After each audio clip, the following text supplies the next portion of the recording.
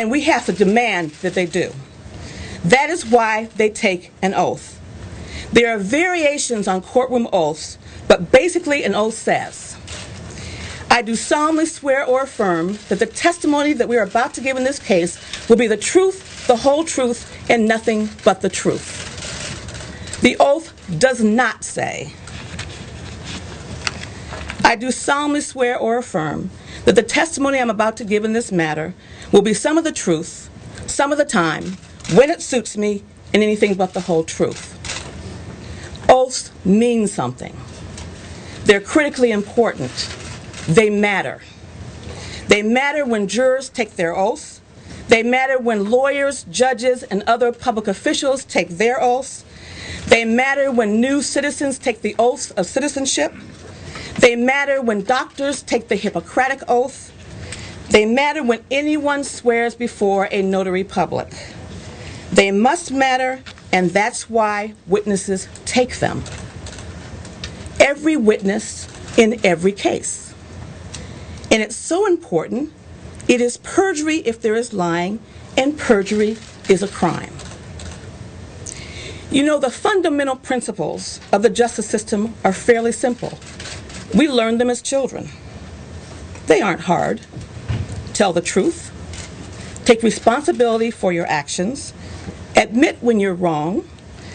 Play fair and be fair. Don't take or use things that aren't yours. And there are consequences for bad behavior. Even children understand that lying is wrong. If a witness lies, innocent people can go to jail or prison. People can literally get away with murder. Civil litigants who deserve money may not get it, or may get money that they don't deserve. And lying cannot be tolerated even if a judge or jury sees through it and doesn't buy the lie. We ask witnesses to come in and risk their lives in drive-by shootings and then return to the neighborhoods that they came from. We ask witnesses to testify against multinational corporations. We ask witnesses to do all kinds of things to support our cases. How can we look another witness in the eye and ask them to come in and do these things if we don't follow the law for witnesses who lie under oath? Even if they are party to a lawsuit, we must demand that these witnesses follow the law and give truthful testimony, no matter what a particular witness's pedigree may be. Some have suggested that the issues in this investigation are personal or private. Our investigation has clearly shown that public dollars were used, people's lives were ruined, the justice system was severely mocked, and the public trust trampled on. This case is about as far from being a private matter as one can get. Honesty and integrity in the justice system is everything. That is what this case is about. Just when did honesty and integrity, truth and honor become traits to be mocked, downplayed, ignored, laughed at, or excuses made for them? When did telling the truth become a supporting player to everything else? The Roman goddess of justice, or Lady Justice, is the personification of the moral force that underlies the justice system. She is most often depicted with a set of weighing scales, typically suspended from her left hand, upon which she measures the strength of a case's support and opposition. She is also often seen carrying a double-edged sword in her right hand, symbolizing the power of reason and justice, which may be wielded either for or against one party or another. She is almost always draped in flowing robes, symbolizing the fair and equal administration of the law, without corruption, avarice, prejudice, or favor. The blindfold that she wears does not mean that we turn a blind eye or give a wink and a nod, no matter how inconsequential that some may think that may be, to crimes committed by a person who has means, political power, a name, or influence. If that is done, the process is not fair or impartial. She wears a blindfold to indicate that justice is or should be meted out objectively, without fear or favor, regardless of the identity, power, or weakness of the accused.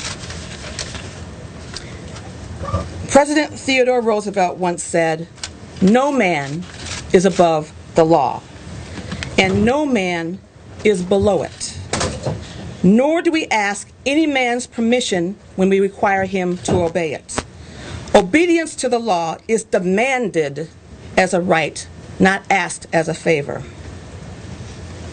In this case, we asked, number one, can we charge perjury? Yes. Two, are there other crimes and offenses that we can charge other than perjury? Yes. Should we charge? Yes. Today we have filed a 12-count criminal information that contains charges against Mayor Kwame Kilpatrick and Christine Beatty.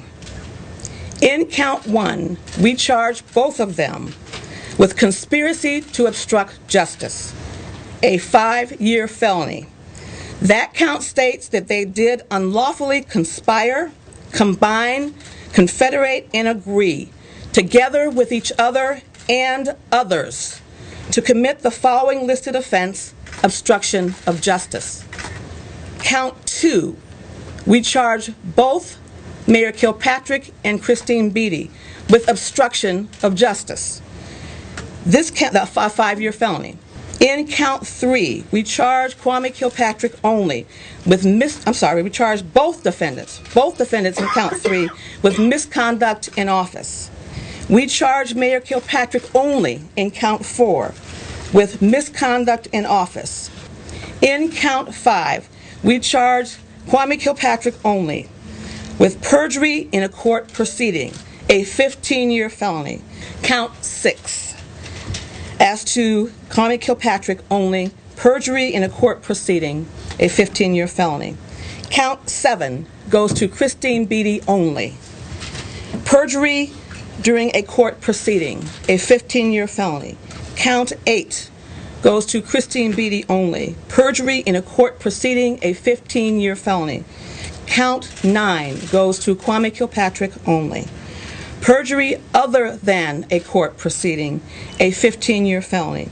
Count 10, as to Kwame Kilpatrick only, perjury other than a court proceeding, a 15-year felony. The last 2 counts have to do with Miss Beatty only. Count 11, perjury other than a court proceeding. This count a 15-year felony. And our final count, count 12, perjury other than a court proceeding, a 15-year felony. And as I said, this goes to Christine Beatty only.